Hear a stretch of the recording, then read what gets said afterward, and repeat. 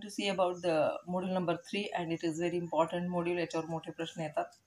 याच्यामध्ये वेगवेगळे स्कूल्स सांगितलेले आहेत. स्कूल्स म्हणजे थॉट्स, विचार, जे जे वेगवेगळ्या विचारवंतांनी विचार मांडलेले आहेत अबाउट द ज्युरिस्प्रुडन्स, हे विचार याच्यामध्ये आहेत. याच्यामध्ये स्कूल्स आहेत वेगवेगळ्या. पहा, याच्यामध्ये पहिला आहे ते नॅचरल लॉ स्कूल आहे. त्याच्यामध्ये क्लासिकल आणि मॉडर्न हे दोन टाईप आहेत.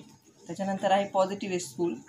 त्याच्यानंतर आहे sociological school, historical school, realist school, feminist school, अशा 4-6 प्रकारच्या स्कूल्स आहेत तुम्हाला.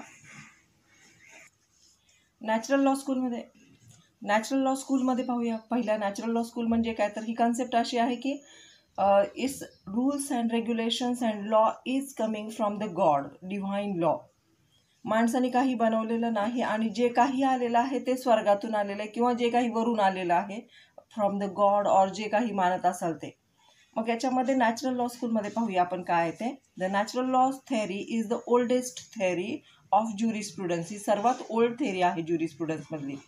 How ever exact origin of this theories is not clear. याची एक्झॅक्ट ओरिजिन कुणालाही सापडलेलं नाही अजूनही, कारण हे काय कसं असतं, बाय कस्टम्स हे चालत आलेलं असतं. In ancient time there was a connection between natural law theories and religion. पहा, नॅचरल लॉ थेअरी आणि रिलिजन या दोघांमध्ये काय होतं, कनेक्शन होतं.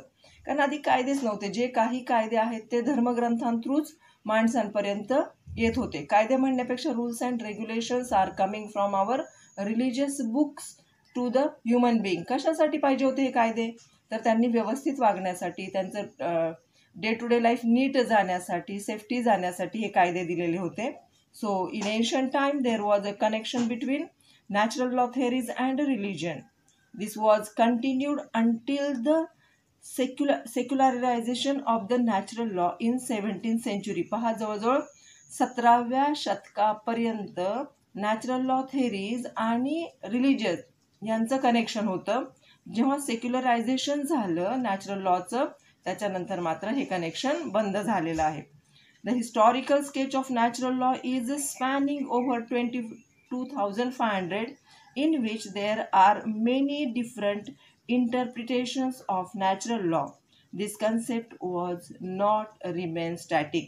ज्या काही कन्सेप्ट होत्या आधीच्या नॅचरल लॉच्या त्या स्टॅटिक नव्हत्या, म्हणजे त्या स्थिर राहिल्या नाहीत. नंतर हळूहळू त्या कन्सेप्ट पण चेंज होत गेल्या. आता आपण डेफिनेशन पाहूया नॅचरल लॉची. Jurist of different ages. प्रत्येक एजमध्ये प्रत्येक डेफिनेशन होत जाते. प्रत्येक वेळी ज्युरिस्ट नवीन नवीन डेफिनेशन मांडत जातात. So jurists of different ages assign different meaning to the term natural law.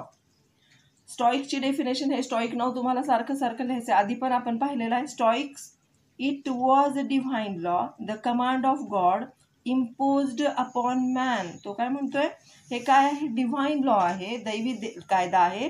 The command of God imposed upon man.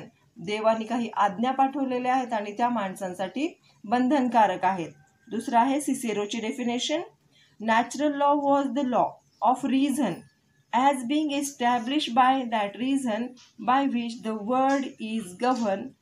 जग कसं चालतं, and also as being address to. पहा, natural law was the law of reason, काहीतरी कारणांमुळे नवीन निर्माण rules and regulations निर्माण झाले. As being establish by that reason, आणि काहीतरी कारण घडलं असावं आणि त्याच्यानंतर हे नियम बनवले गेले असावेत. By which the world is govern, आणि त्याच्यामुळे संपूर्ण जगाचा कारभार चालवला जातो. And also as being address to perceived by the rational nature man. जो माणसाचा बुद्धिमान माणूस आहे त्याने काय केलं, ते जे कायदे आहेत ते त्यांनी ॲक्सेप्ट केले आणि ते कायदे त्यांनी मान्य करायला सुरुवात केली. ॲरिस्टॉटल काय म्हणतोय पहा. It was the unwritten law, but it may lie in the hearts of man. पहा, मेन म्हणजे माणसं. हा अनरिटन लॉ आहे, पण आहे कुठं, तो सगळ्यांच्या हृदयात. हा जो कायदा आहे जरी अनरिटन असेल तरी तो सगळ्यांच्या हृदयामध्ये बसलेला आहे. It is also the universal and common law having universal validity. पहा, नॅचरल लॉ हे बऱ्याच अंशी सगळ्या जगभरामध्ये सिमिलर आहेत. म्हणजे देवाकडून जे काही आलेलं आहे ते जे रूल्स अँड रेग्युलेशन्स आहेत ते सगळे रूल्स अँड रेग्युलेशन्स आपल्या सगळ्यांमध्ये, मग ते भारतातला असू दे, अमेरिकेतला असू दे, ऑस्ट्रेलियातला असू दे, या सगळ्यांच्या मनामध्ये एक दैवी भीती आहे आणि त्या भीतीपोटी काही कायदे पाळले जातात आणि युनिव्हर्सली सगळीकडे सेम कायदे पाळले जातात. म्हणजे देवाला घाबरतात लोक, चोरी करू नका, पाप करू नका, लाईक दिस असे जे छोटे छोटे कायदे आहेत, हे सगळे कायदे जगातल्या प्रत्येक धर्माने मान्य केलेत आणि प्रत्येक धर्म हा कायदा मान्य करतो आणि लोक त्यात पाळतात. बऱ्याच वेळा कायदे हे अनरिटन असतात, सांगीवांगी असतात, पण ते माणसांच्या हृदयामध्ये असल्यामुळं प्रत्येकजण ते पुढं फॉरवर्ड करत राहतात. डेव्हलपमेंट ऑफ नॅचरल लॉ पहा कशी झालेली आहे.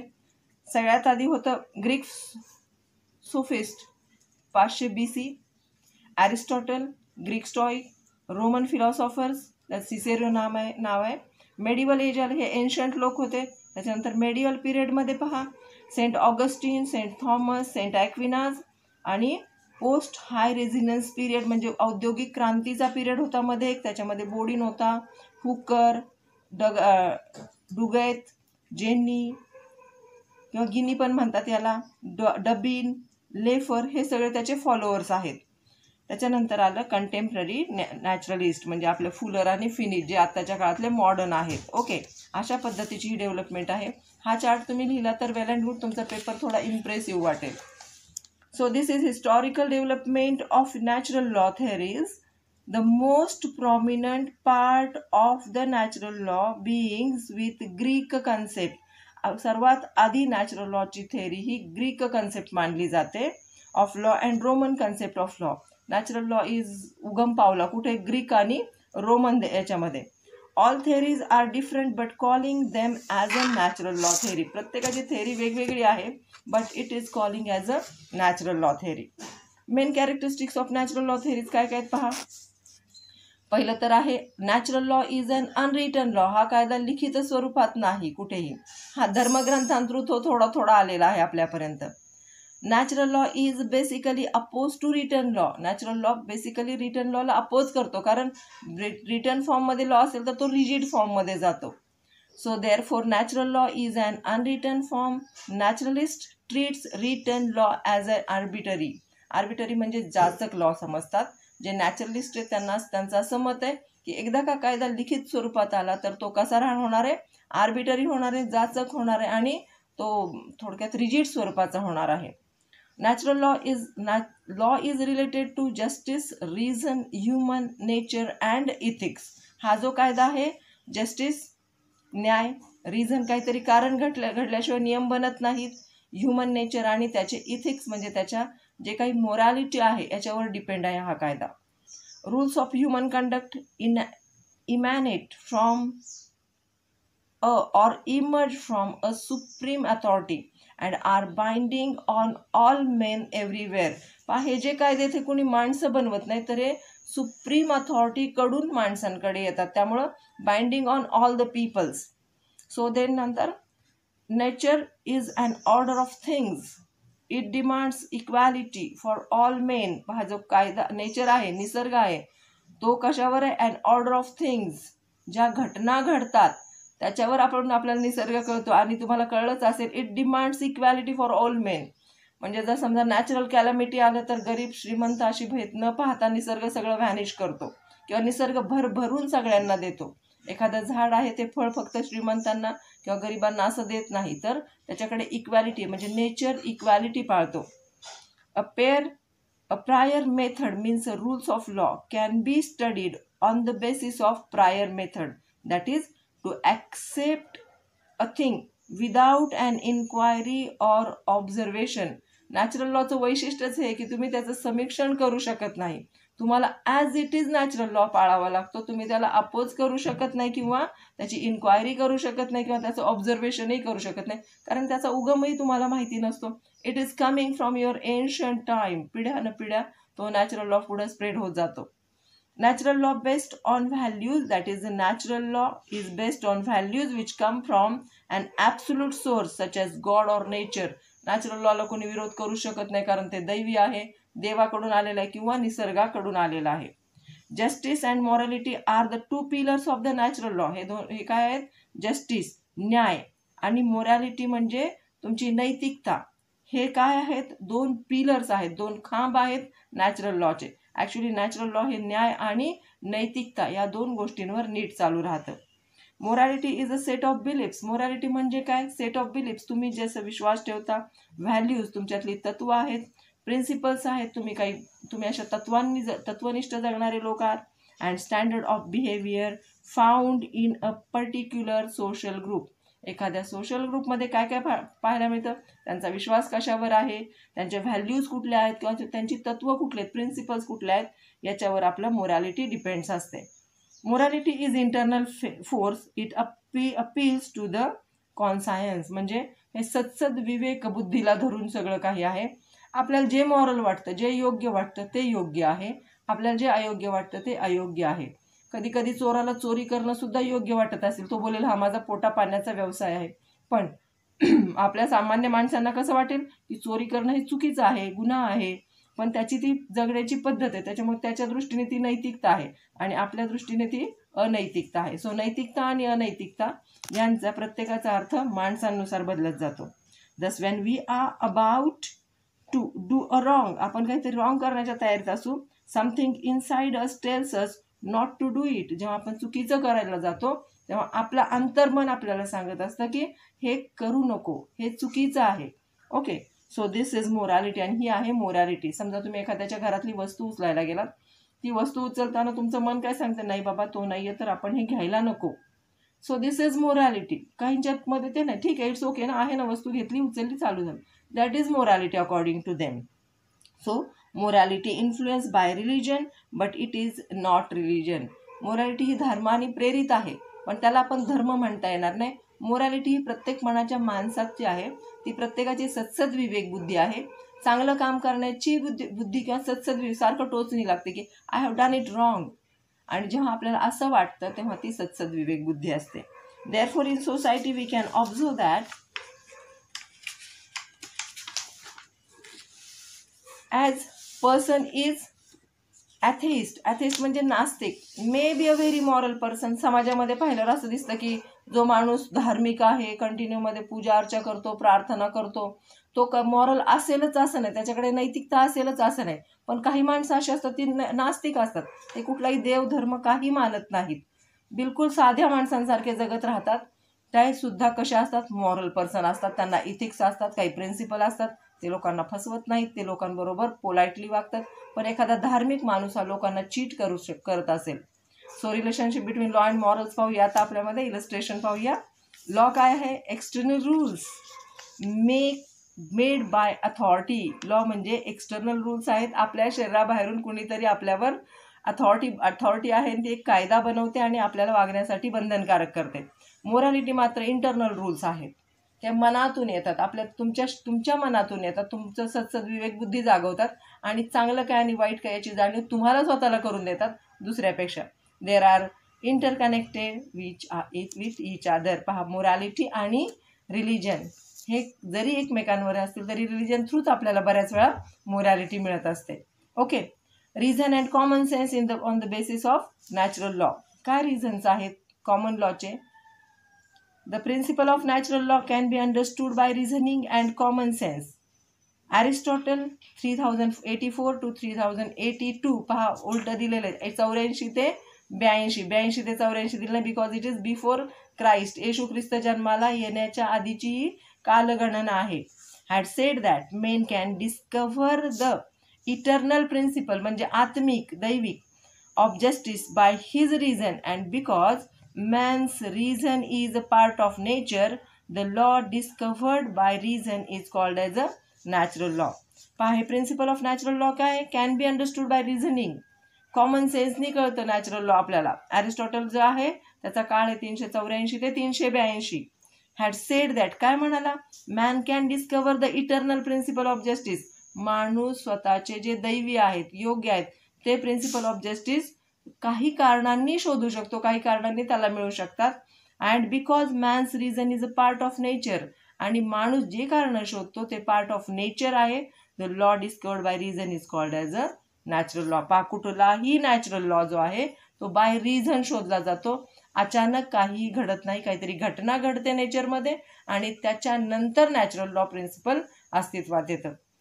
Natural law is common to all states, सगळ्यांनाच कॉमन लॉ आहे, सगळ्या स्टेट्ससाठी हा कॉमन आहे. Aristotle pointed out that while some laws seems to be purely conventional and applied to particular states only, others seems to common to all state, which is the natural law. प्रत्येक देशाचा वेगवेगळा कायदा आहे, वेगवेगळे कायदे असतात, त्यानुसार लोक फॉलो करतात, त्यानुसार लोक जगतात. पण नॅचरल लॉ जो आहे तो सगळ्या जगभरासाठी एक आणि एकच आहे. जे रिलिजियस किंवा जे दैवी संकेत आहेत किंवा जे काही रिलिजियस बुकमधून आपल्याला मिळालेलं आहे किंवा जे कस्टम थ्रू आपल्याला मिळालेलं आहे किंवा निसर्गाने वेळोवेळी ज्या घटना घडून आपल्यासाठी कायदे केलेत. कायदे म्हणजे काय तर छोटे छोटे रूल्स अँड रेग्युलेशन्स केलेत. हे सगळे रेग्युलेशन्स जे आहेत ते कुणासाठी आहेत? युनिव्हर्सल आहेत, सर्वांना समान आहेत. लिखित स्वरूपाचे कायदे स्टेट वाईज बदलतात, पण हे कायदे मात्र सर्वांना समान राहतात. त्याच्यानंतर propositions of natural law are both self evident and eternally valid. पहा, नॅचरल लॉचे अनुभव हे स्वतः घेतले जातात. फॉर एक्झाम्पल, तुम्ही आगीजवळ जाणार आहे, तुम्हाला सगळ्यांना सांगतात आगीला आग हातात घेऊ नको, तुला चटका बसेल. तुम्ही ऐकत नाही, तुम्ही एखादा कोळसा किंवा जी काही आगीची आग आहे ती हातामध्ये धरता आणि मग तुम्हाला छान चटका बसतो. दिस इज नॅचरल लॉ. तुम्हाला ते स्वतःहून शिकावं लागतं, तुम्हाला ते स्वतःहून एक्सपिरियन्स देतं. किंवा सांगितलं असतं झाडावर चढू नको, तिची फांदी आहे ती ठिसूर आहे, ती पडणार आहे. तुम्ही ऐकत नाही, तुम्ही झाडावर चढता आणि मग पडता खाली. This is natural law principle. Natural law काय करतो? तुम्हाला स्वतःला शिकायला भाग पाडतो. The absolute values of natural law reflect the essential nature of the universe and are unalterable and eternally that is for ever valid. Natural लॉचे जे principles आहेत ते फॉर एव्हर व्हॅलिडच असणार आहे. निसर्गाशी तुम्ही चुकीचं वागलं की निसर्ग तुम्हाला पनिशमेंट देणार आहे. आत्ताच पाहतो आहोत आपण की ग्लोबल वॉर्मिंग किती वाढलेलं आहे. This means that natural law is valid for ever and is unchanging. Natural law signifies the truth and truth can not be change. Natural law हे सत्यावर आधारित आहे आणि सत्य हे कधीही बदलता येणार नाही. जरी तुम्ही त्याच्यावर पांघरून टाकलं, त्याच्यावर काही झाकून ठेवलं, तरी सत्य हे उजाडीला येणारच आहे. This is the natural law principle. And last point is unjust law is not law, no law. The natural law demands that written, that is man-made law, must conform to natural law. Man-made law हे कसं आहे? Man-made law पण बरोबरच आहे, return फॉर्ममध्ये असेल तरी. This means that positive law must be in consonance with the natural law. माणसं जी कायदे बनवतील ते त्यांनी कशाशी संलग्न करायला पाहिजे? नॅचरल लॉशी त्यांनी संलग्न करायला पाहिजे. And based on justice, morality and principle. Natural लॉची तत्त्वसुद्धा आपण अवलंबायला पाहिजेत. कुठली आहेत? Justice, morality and principle. Reason. So there must be reason for the natural law. Natural law is universe. Okay, we'll see next part in our next lecture. Thank you. आपण आता reasons for attractions of natural law theories पाहूया की आपल्याला काय attraction आहे natural law थेरीजचं. आपण सगळेजण नॅचरल लॉशी बाइंडिंग आहोत. Okay, natural law is based on morality. सगळ्यांना मोरॅलिटी आवडते, नैतिक चांगलं जीवन जगायला सगळ्यांनाच आवडत असतं. Second, revolutions and freedom struggles have been based upon natural law principles किंवा प्रेस्पेक्ट्स. रिव्होल्युशन झाले, फ्रीडम स्ट्रगल झाले, हे सगळे नॅचरल लॉ प्रिन्सिपलवर होते. माणसांना माणसांसारखं जगू द्यायला पाहिजे, स्वतंत्रतेत जगू द्यायला पाहिजे, याच्यातूनच फ्रीडम फाईटच्या स्ट्रगल सुरू झालेले आहेत. Numerous principles of law are based upon natural law. बरेचसे प्रिन्सिपल लॉचे, कायद्याचे तत्वही नॅचरल लॉवर डिपेंड आहेत. Natural law is basis for fundamental rights. तुमचे जे मूलभूत हक्क आहेत, तुमचे जे राईट्स दिलेले आहेत कॉन्स्टिट्यूशननी तुम्हाला, फंडामेंटल राईट्स, जन्मल्याबरोबर मिळणारे मूलभूत हक्क, हे कुठून आलेले आहेत? Basis of natural law. Justification to resist bad laws. Justification, जे रेजिस्ट म्हणजे काढून टाकणे, जे वाईट कायदे आहेत त्यांना काढून टाकण्याची मदत कोण करतं आपल्याला? नॅचरल लॉज करतात. The naturalist believe that unjust and immoral law is not law. Naturalist फार चांगले आहेत किंवा त्यांचे विचार मोरॅलिटीनी पूर्ण भरलेले आहेत आणि ते विचार करतात की जे लॉज आहेत ज्याच्यामध्ये काय नाही आहे, इमॉरल लॉज आहेत, ते कायदे कधीच होऊ शकत नाही. म्हणजे all laws are depend on the morality. Limits the power of legislature. Court is also inspired by natural law principle. कोर्टामध्ये गेल्यानंतर लिखित स्वरूपात कायदे असणार, तेवढे बांधील असणार आणि ते बांधील कायदे कोर्ट याला नॅचरल लॉ मानतच नाही. नॅचरल लॉ हे कसं आहे, खुला लॉ, ओपन लॉ आहे, खुला लॉ आहे. Natural law serves as a guideline to positive laws, आणि नॅचरल लॉ हे पॉझिटिव्ह लॉला गाईडलाईन ठरतात. Natural justice is also extended to administrative action that is apply for all the administration. म्हणून आपण काय करतो, reasons for attraction of natural law. आपल्याला natural लॉचं अट्रॅक्शन असतं. प्रत्येकाला इथं कोर्टाच्या कायद्यांपेक्षा जे नॅचरल जस्टिस प्रिन्सिपल आहे, नॅचरल लॉ आहे, ते आवडत असतं. म्हणून आपण जास्तपणे नॅचरल लॉकडे अट्रॅक्ट होतो. आता त्याचे मेरिट्स पाहूया. Merits or appreciation of the natural law theory based upon morality. मोरॅलिटीवर अवलंबून आहे, हे तर कॉमन आहे. Revolutions and freedom struggles have been based upon natural law prospects. याच्यावरच अवलंबून होतं, म्हणून फ्रीडम फाईट झालेत आणि आपण स्वतंत्र, म्हणजे माणसं स्वतंत्र झाली. Important legal principles are based upon natural law concept. बरेचसे लीगल प्रिन्सिपल्स हे नॅचरल लॉ थेअरीवर डिपेंड आहेत. It is basis of fundamental rights. हे बेसिस आहे फंडामेंटल राईट्सचं. Check on bad regimes. जे वाईट परंपरा आहेत, वाईट कायदे, त्याच्यावर चेक, म्हणजे त्याच्यावर काय म्हणू शकतो आपण, चेक ठेवतात, त्याच्यावर कंट्रोल ठेवतात. Justification to resist bad laws. Bad लॉजला जस्टिफाय करतात, म्हणजे हे बॅड आहे, हे माणसांसाठी योग्य नाही, हे ठरवतात. Limits the power of legislature. आणि जे कायदे बनवतात त्यांच्या पॉवर्सवर लिमिटेशन्स आणतात, कारण नॅचरल लॉ प्रिन्सिपल सगळ्यांनाच आवडत असतं. Natural law serves as a guideline for positive law. Positive law म्हणजे आज होणारा कायदा. आता जो वर्तमान काळातले जे कायदे आहेत त्यांना गाईडलाईन देण्याचं कामसुद्धा नॅचरल लॉ करतं. Natural justice is also extended to administrative action. आणि ॲडमिनिस्ट्रेटिव्ह ॲक्शनमध्ये सुद्धा नॅचरल जस्टिस प्रिन्सिपल वापरलं जातं. In the case of Maneka Gandhi versus Union of India AR 1978, ही केस पुढं तुम्हाला झालेली असेल किंवा येणार असेल कॉन्स्टिट्यूशनमध्ये. सो इन दिस केस, ही कधीची, 1978ची केस आहे. In this case, as natural justice principle is not followed by passport authority then it extended to administrative action. म्हणजेच मनेका गांधीच्या केसमध्ये नॅचरल जस्टिस प्रिन्सिपल जेव्हा वापरलं गेलं नाही, तेव्हा काय झालं, आर्टिकल 21चा दायरा खूप मोठा एक्सटेंड झाला. आधी फक्त तो right to life and personal liberty एवढाच होता.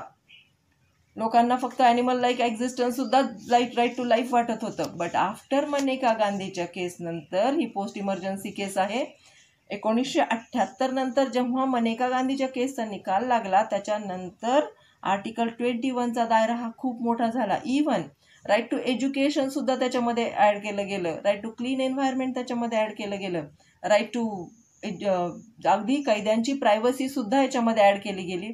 म्हणजे जेव्हा जेव्हा नॅचरल लॉ प्रिन्सिपल ॲक्सेप्ट केलं जाणार नाही किंवा व्हायलेट होईल, तेव्हा समाजामध्ये खूप मोठा ड्रास्टिक चेंज होणार आहे. आर्टिकल 21चा दायरा खूप वाढलेला आहे. तुम्ही तो वाचून तुम्हाला समजू शकतो. Criticism on the natural law theory पाहूया.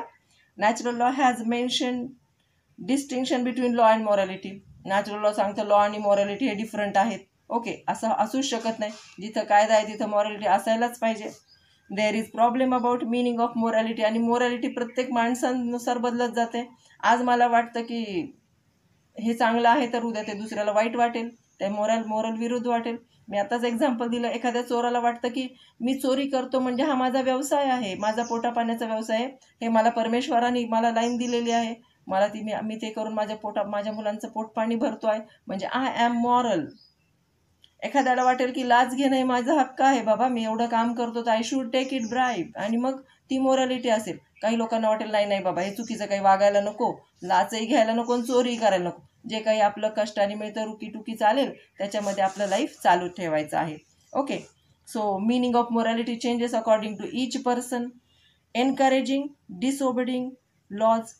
जे कायदे पाळायचेच नाहीत, लिखित स्वरूपात करायचंच नाही म्हटल्यावर कुणी पण कसं पण कायदा पाळेल. Because natural believe that unjust law is no law and must therefore not to be obeyed. So there is chaos in the mind of people that which law should be obeyed. काहीच कायदा लिखित स्वरूपात नाही. लोकांना chaos म्हणजे गुंतागुंत आहे. लोक गोंधळलेले आहेत की कुठला कायदा पाळायचा, आज हा सांगतो चांगला, आज उद्या सांगतो तो चांगला, बिकॉज रायटिंगमध्ये काहीच नाही आहे. त्याच्यानंतर possibility of wrong interpretation and encourages dangerous theory of rights. कधी कधी इंटरप्रिटेशन चुकीचं होतं, ट्रिपल तलाकच्या बाबतीत झालेलं आहे ते इंटरप्रिटेशन. आधी नव्हतं ट्रिपल तलाकचं मिनिंग नंतर मौलवी लोकांनी बदलून टाकला आणि पुन्हा मग त्याचा कायदा बनवावा लागला. This is the morality. Natural law is static and changing. Natural law हे स्टॅटिक नसतं, म्हणजे कसं असतं, सारखं बदलत असतं. घटना घडली की नवीन नॅचरल लॉ निर्माण होणार. Not all natural law ideas are self evident. आणि प्रत्येक नॅचरल लॉसाठी कुठलाही इव्हिडन्स उपलब्ध असेलच असं नाही, ते कस्टमरी असतात बऱ्याच वेळा. ते नॅचरल लॉ कसं आहे, natural law is static and changing, ते बदलत असतात. Not all natural ideas are self evident, त्यांना कुठलाही सेल्फ इव्हिडन्स नसतो. आता आपण पुढच्या लेक्चरमध्ये एक्सपोनंट ऑफ नॅचरल लॉ पाहणार आहोत आणि त्याची हिस्टॉरिकल डेव्हलपमेंट पाहणार आहोत. थँक्यू.